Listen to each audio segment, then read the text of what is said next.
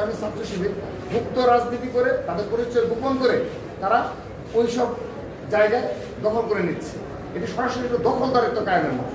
ছাত্রলীগ যেভাবে করেছে ছাত্র শিবির ঠিক সেভাবে দখলদারিত্ব কায়েম করে। ঢাকা বিশ্ববিদ্যালয়ে টিএসসি ভিত্তিক এবং হল ভিত্তিক বিভিন্ন সামাজিক ও সাংস্কৃতিক সংগঠন রয়েছে। তো এখানে অধিকাংশ সংগঠনের গঠনতন্ত্রে লেখা রয়েছে যে কেউ যদি রাজনীতি ছাত্র সংগঠনের সাথে সম্পৃক্ত থাকে তাকে এখানে নেতৃত্বে নিয়ে আসা যাবে না, এরকম একটি কিন্তু অধিকাংশ সংগঠনের গঠনতন্ত্র রয়েছে।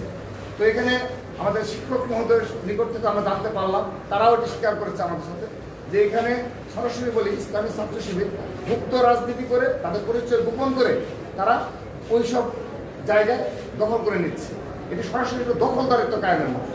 ছাত্রলীগ যেভাবে করেছে ছাত্র শিবির ঠিক সেভাবে দখলদারিত্ব কায়েম করছে। তো তারা বলেছে হ্যাঁ এই বিষয়টি তারা আইডেন্টিফাই করেছে, তারা এই বিষয়ে আমাদের সিদ্ধান্ত জানাবে, ওই যে রূপরেখা প্রণয়নে এই বিষয়ে অন্তর্ভুক্ত থাকবে বলে আমাদের আশ্বস্ত করেছে।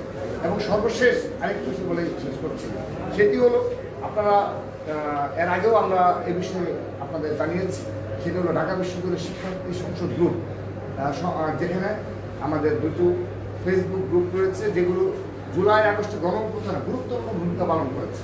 আমরা সবাই এখানে সম্পৃক্ত ছিলাম। পরবর্তীতে এখানে যারা অ্যাডমিন রয়েছে তারা এটিকে কৃতিগত করেছে এবং এখানে ঢাকা বিশ্ববিদ্যালয়ে মক ক্রিয়েট করার ক্ষেত্রে, নারীদের হেনস্থা করার ক্ষেত্রে, এবং এমনকি কোনো শিক্ষক যদি গণতান্ত্রিক ভাষায় কথা বলে তাদের এগেনস্টও কীভাবে এখানে মক ক্রিয়েট করা যায় সেই প্রক্রিয়া এখানে হয়ে থাকে। এবং এটি অবশ্যই ঢাকা বিশ্ববিদ্যালয় রিপ্রেজেন্ট করে না। এই ঢাকা বিশ্ববিদ্যালয় শিক্ষার্থী সংসদ গ্রুপে যে ধরনের বাজে ল্যাঙ্গুয়েজ ব্যবহার করা হয় এটি কখনো ঢাকা বিশ্ববিদ্যালয় রিপ্রেজেন্ট করে না। তো আমরা একটি সাধুবাদ জানিয়েছি আজকে আমাদের সম্মানিত বিসি স্যার সহ প্রফেসর স্যার সহ তাদেরকে।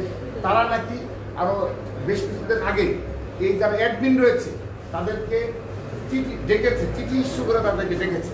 তো আমরা তাদের জানতে চেয়েছিলাম যে চিঠি ইস্যু করে ডেকেছেন কিন্তু মিডিয়া থেকে না আসবো না। তো যাই হোক, এটাও তারা গোপনীয়ভাবে করেছে। তো এটি তাদের ঠিক হয়নি যে গোপন পন্থী অনুসরণ করা যায়। আজকে জানাচ্ছি তারা আমাদের অবহিত করেছে যে ঢাকা বিশ্ববিদ্যালয় শিক্ষার্থী সংসদ গ্রুপের যারা অ্যাডমিন রয়েছে তারা তাদের বিরুদ্ধে অনবরত অভিযোগ রয়েছে এবং সেই অভিযোগের সত্যতা বিসি স্যার স্বয়ং নিজে পেয়েছেন। তিনি গোয়েন্দা সংস্থার স্ক্রিনশট নিয়েছেন, তিনি আমাদের জানিয়েছেন তার তো এত সময় নেই যে সারাদিন, যদিও তিনি এই গ্রুপে আসছেন কিনা। তো তিনি বলেছেন যে আমার তো এত সময় নেই বাবা, আমরা স্ক্রিনশট নিয়েছি, আমার গোয়েন্দা সংস্থা কিছু দিয়েছে, আমি দেখেছি।